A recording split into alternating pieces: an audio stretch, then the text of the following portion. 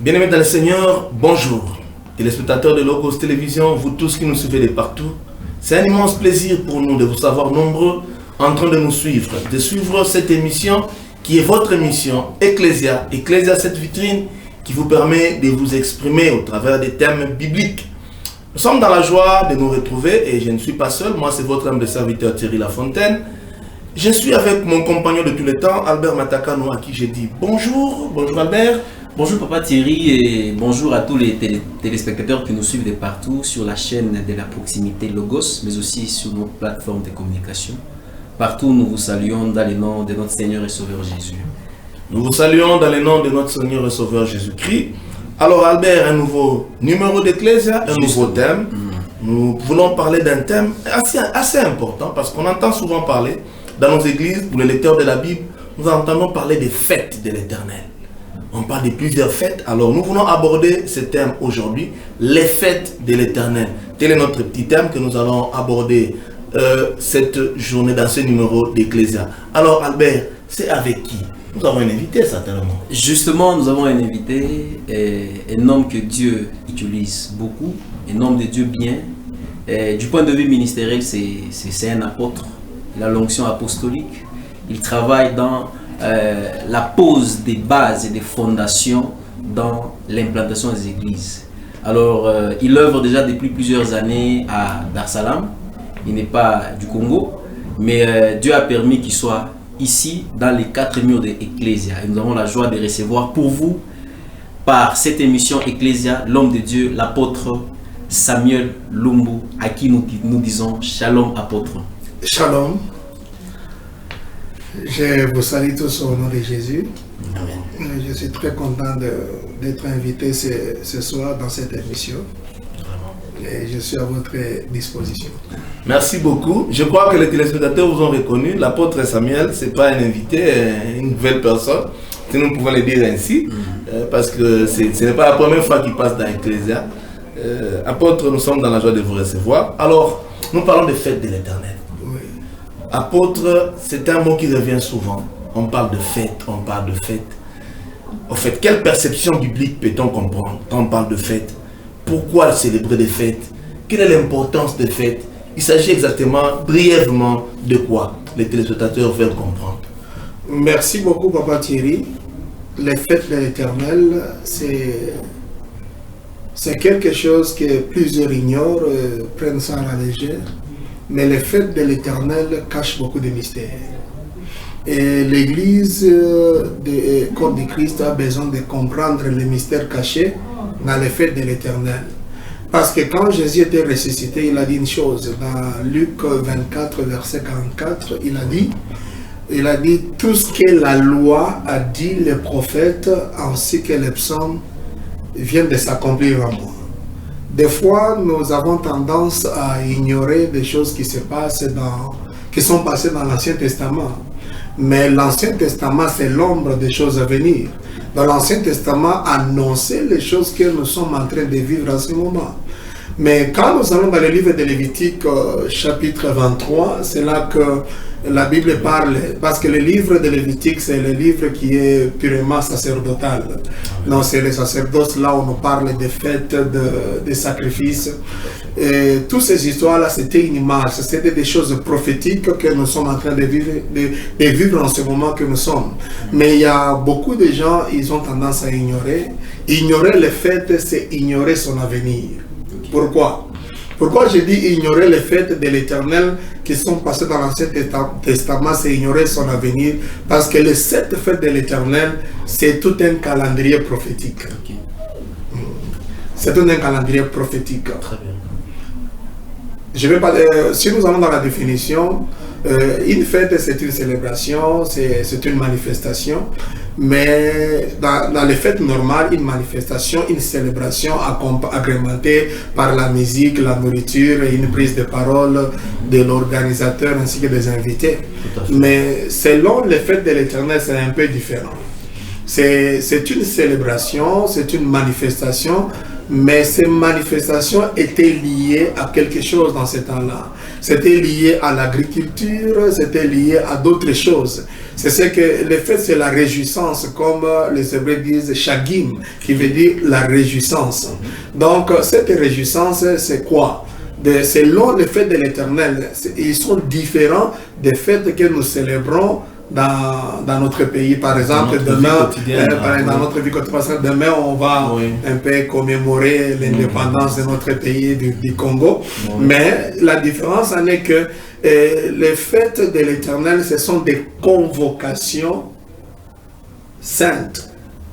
Il y a une différence entre la convocation et l'invitation. L'invitation, c'est quelque chose on peut ou ne pas répondre. Mais une convocation, c'est un ordre de comparution. Donc les gens devaient quelque chose de solennel. Donc les gens devaient comparaître devant Dieu. Le mal d'Israël devait aller devant Dieu. Maintenant, les 7 fêtes que nous avons là-bas, ça nous parle beaucoup de choses que l'Église corps du Christ doit avoir la connaissance. Parce que les 7 fêtes, c'est tout un calendrier prophétique. Et vous allez voir que les 7 fêtes-là sont divisées en 3 parties. Il y a les 3 fêtes, les 3 premières fêtes sont liées à l'Église corps du Christ. Okay. Et il y a le 4e fête qui est comme un pont. Et il y a aussi les 3e fêtes qui sont liées à Israël ainsi qu'à l'Église corps du Christ. Okay. Je peux vous donner, parce que les 3 premières fêtes, donc les 7 fêtes-là commencent par la fête de la Pâque. Okay. C'est pourquoi vous allez remarquer que Jésus, Dieu dit à Moïse, quand ils ont commencé, parce que la Pâque n'a pas commencé avec Moïse. La Pâque a commencé dans l'ombre parce que nous avons 3 Pâques. Il y a la Pâque qui s'est passée dans le jardin d'Éden, il y a la Pâque des Hébreux ainsi que la Pâque de Golgotha. Et vous allez comprendre, il y a un mystère. La Bible, ce n'est pas quelque chose qu'on doit jouer avec. Parce que dans la Pâque qui s'était passée dans le jardin d'Éden, Dieu a tué l'animal. Mais la Bible n'a pas dit quel a été l'animal que Dieu avait égorgé. Même si vous lisez, la Bible dit seulement Dieu égorgeait un animal. Maintenant, qu'est-ce que Dieu a fait? Et l'animal a 3 choses. Il a la chair, il y a le sang et la peau. Mais dans la Pâque qui s'est passée dans le jardin d'Éden, Dieu n'avait récupéré que la peau qu'il avait couvert la nudité d'Adam et sa femme. Mais la Pâque qui s'est passée en Égypte, il a utilisé seulement 2 choses. Il a utilisé le sang et la chair. La peau n'avait pas été utilisée. Ok. Wow. Oui, oui. Aïe, aïe. La matière est abondante. Pasteur, apporte s'il vous plaît, je voudrais que nous puissions récapituler. Oui, oui. Pour que les auditeurs puissent bien comprendre. Oui, oui. Vous avez parlé de 7 fêtes. Oui, oui. Il y a 3 précédentes fêtes, Yes. il y a une fête intermédiaire, et il y a les 3 dernières fêtes. Yes. Alors, s'il vous plaît, est-ce que vous pouvez nous dire rapidement, dans des mots vraiment très succincts, Oui, oui. les 3 précédentes représentent quoi? La fête intermédiaire représente quoi? Oui, oui. Et les 3 dernières représentent quoi? Comme ça, les téléspectateurs peuvent facilement... Oui, les 3 premières fêtes-là, nous avons la Pâque, et nous avons la fête de pain sans levain, et nous avons aussi les prémices. Là, ces 3 fêtes nous représentent quoi? La première fête qui est la Pâque, c'est l'image de la croix. La croix, c'est le début de la marche prophétique. La mort de Jésus-Christ sur la croix a inauguré la marche prophétique. Et cette marche prophétique, parce que la deuxième Pâque était pour Israël, parce qu'ils étaient en Égypte. La troisième Pâque, c'est la Pâque de Golgotha, là où Jésus a libéré pas seulement les Israélites, il a libéré l'humanité tout entière, parce que lui-même était le sacrifice de la Pâque. Il a été égorgé sur la croix de Golgotha. Et là, vous allez comprendre, la croix de Golgotha a utilisé les trois choses: la peau, le sang, ainsi que la chair. C'est pourquoi Jésus, avant d'aller à la croix, devait libérer sa peau. Il a d'abord libéré le vêtement. Il est monté nu à la croix pour couvrir la nudité de l'homme. Et là, sur la croix, il a libéré le sang et la chair qui nous a unis. C'est pourquoi lui-même a dit: celui qui ne mange pas mon corps et qui ne boit pas mon sang, il n'est pas en union avec moi. Donc, c'est la Pâque universelle. C'est là que la marche a commencé, la marche prophétique. Maintenant, avec la marche prophétique, quand vous recevez Jésus-Christ comme Seigneur et Sauveur, c'est pourquoi Dieu avait dit à Moïse en Égypte que ça sera le premier mois, ça sera le premier jour quand vous allez célébrer la Pâque. Donc, le premier jour de l'homme ne dépend pas de sa naissance. Le premier jour de l'homme commence le jour qu'il a reçu le Seigneur Jésus-Christ. Dieu ne compte pas les années que tu as perdues dans le péché. Dieu compte les années, le jour que tu reçois Jésus comme Seigneur et Sauveur. Là, tu commences la marche avec lui. Et quand tu passes à la Pâque, la croix, Dieu te sauve, il te change. Tu dois aller au pain sans levain.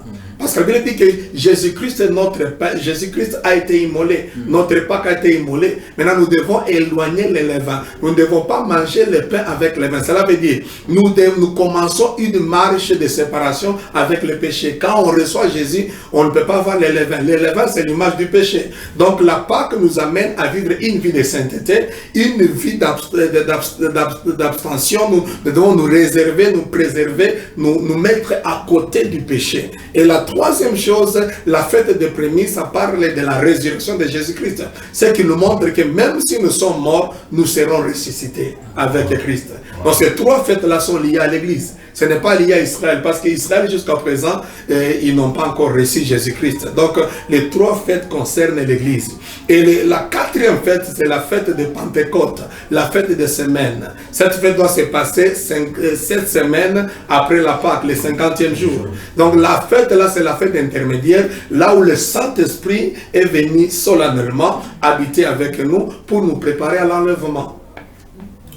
Wow, matière abondante. Alors quand nous quittons dans cette les trois dernières, quand nous quittons la fête de la Pentecôte, nous allons dans la fête des trompettes. La fête des trompettes, c'est la trompette qui va sonner, c'est l'enlèvement de l'Église. Quand l'Église est enlevée, c'est Israël qui va rester. Quand Israël reste sur la terre, il y aura la fête qui suit, la fête de prospiation, de la fête de la réconciliation. Là, c'est Dieu qui va Jésus va se réconcilier avec Israël. Là, après notre enlèvement, lorsque Israël va passer à la tribulation, il va comprendre que Jésus qu'ils avaient rejeté, c'est le Messie qui était venu pour les sauver. Dieu va mettre en eux le cœur de la réconciliation. Ils vont supplier Jésus-Christ, ils vont s'attacher à lui. C'est maintenant Jésus viendra sauver Israël pendant la tribulation, à la fin de la 70e semaine. Quand il va les sauver, maintenant nous allons passer dans la fête des tabernacles. Les tabernacles, ça rappelle ce qu'Israël a passé. Ils étaient dans les tentes, dans les déserts. Là, c'est la fête du millénium avec Jésus-Christ et l'Église. On va se mettre ensemble. Waouh!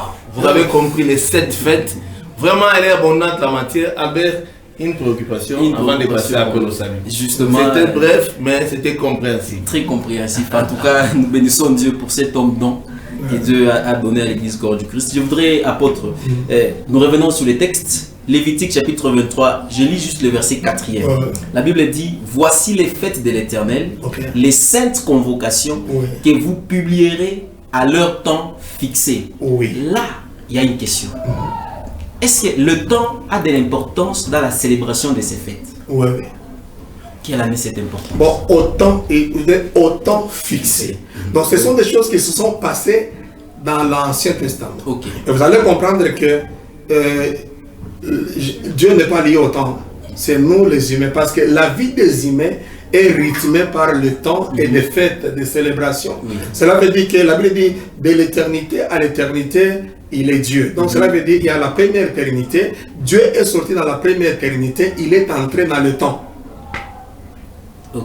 Et oui, Dieu est sorti dans la première éternité, il est entré dans le temps. Donc celui qui a créé le temps, il a commencé à marcher avec le peuple. Maintenant, le temps prendra fin. Maintenant, la deuxième éternité va commencer. Donc cela veut dire quand Dieu parlait à Moïse, il était en train de dire à Moïse, à l'église, de faire attention parce que nous sommes en train de marcher selon le temps. C'est pourquoi nous, en tant qu'église, nous sommes à la 4e fête. La Pâque est déjà passée. Okay. Nous vivons la sainteté et nous croyons à la résurrection en Jésus-Christ. Okay. Maintenant, nous sommes au temps de la fête de Pentecôte. Après cette fête ici, c'est la fin du temps de l'église. L'église va aller à l'enlèvement. Donc cela veut dire que nous marchons selon le temps. Donc les fêtes ont été données par Dieu selon le temps. C'est pourquoi vous allez comprendre, la première fête est déjà passée. La seconde est déjà passée. Et la troisième, nous croyons à la résurrection. Même si nous sommes morts en tant que chrétiens, on sera ressuscité par Jésus-Christ. Maintenant, nous sommes à la 4e fête qui est la fête de Pentecôte. Là, c'est le Saint-Esprit qui a quitté le ciel, qui est avec les hommes en train de préparer l'épouse du Seigneur. Wow. En tout cas, le temps a de l'importance. Certaines choses ne peuvent être reçues que dans les temps, qui est vraiment dans les temps. Et ça, après le temps, ce n'est plus le temps. Après le temps, c'est pourquoi vous allez comprendre, nous pouvons dire à nos téléspectateurs, ceux qui nous suivent, nous les nations, nous avons notre temps. Okay. Et notre temps est en train d'aller vers la fin. Après ce temps, la grâce va quitter les nations pour aller chercher Israël. La grâce va quitter les temps pour aller chercher Israël. Je ramène la parole à Papa Thierry. La grâce quittera les nations, bien-aimées. Il faut gagner le temps, il faut racheter le temps. Car les jours sont mauvais. Appel au salut avec Albert. C'est juste après cet intermède.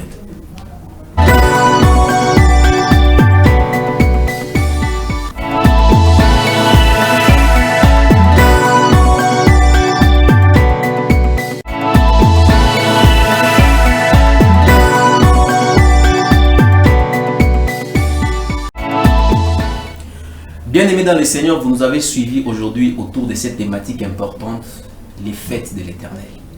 Pour y accéder, il faudra faire partie d'une certaine famille. Il n'y a qu'une seule voie. Jésus a dit, je me tiens à la porte, je frappe. Et celui qui entendra, dès qu'il ouvre la porte, je vais entrer, je vais manger avec lui.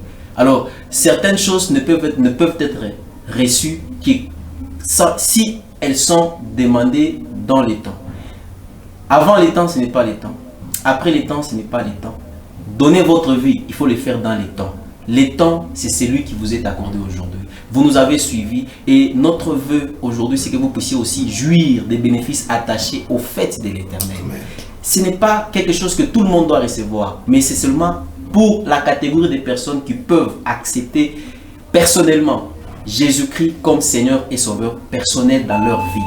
Voilà pourquoi je voudrais vous demander, vous, dès là que vous êtes, si le Saint-Esprit va vous convaincre, vous allez mettre votre main droite sur le cœur et vous allez suivre la prière que l'apôtre va faire pour vous, pour vous, cet après-midi ou ce matin ou ce soir, selon que vous nous suivez. Et après, vous allez donner votre vie au Seigneur. Apôtre.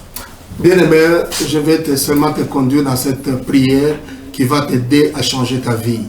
Là, tu vas dire là où tu es, Seigneur Jésus, j'ai écouté ta parole et je crois que tu es Seigneur et Sauveur. Je suis un pécheur. Je demande pardon. Que mon nom soit effacé dans les livres de la mort et écrit dans les livres de vie. Et aujourd'hui, je t'accepte comme Seigneur et Sauveur. Père, je prie pour mon frère, ma soeur, qui a reçu cette parole. Transforme sa vie et sauve sa vie. Que l'Esprit de Dieu soit sur lui. Je le bénis au nom puissant de Jésus. Amen. Amen. Amen. Nous voici au terme de l'émission Ecclésia de ce jour. Ce numéro, s'il vous a plu, n'oubliez pas de liker sur notre page Facebook, notre page Ecclésia Télévision. Nous sommes sur YouTube, Ecclésia Télévision. Nous sommes sur Facebook. Vous allez voir sur la bande passante au bas de votre écran. Vous allez voir toutes nos adresses. Que le Seigneur vous bénisse. Nous sommes ravis de vous avoir eu avec nous pendant cette tranche. Et nous nous retrouvons au prochain numéro. Ciao, portez-vous bien. Que Dieu vous bénisse.